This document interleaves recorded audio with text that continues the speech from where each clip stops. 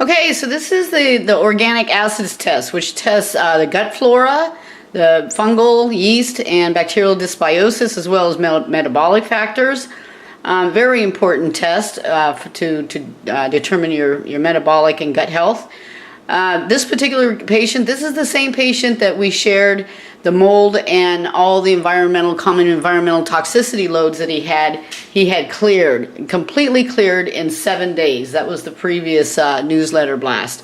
So this one is the Oats test, and he's demonstrating here. And by the way, I want to note that I did put him on a pre-admission to get him cleaned up. He literally had, it was a systemic condition. He literally had green and black patches growing on his skin, on his stomach, and on his lower back around the kidneys, which is common for these kinds of infections.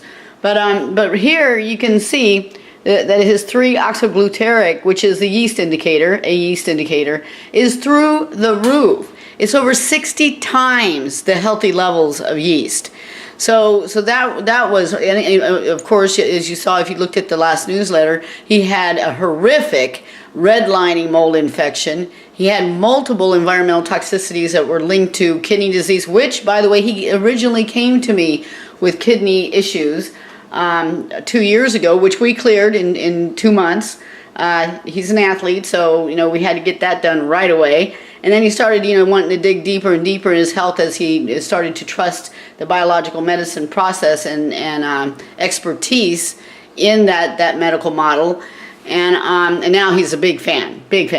So, but anyway, so you can see just just through the roof yeast infection. And then the rest of these, because he did come in slight ketosis. And under a bit of metabolic stress, he showed a little bit of this and that, but this is his befores, okay?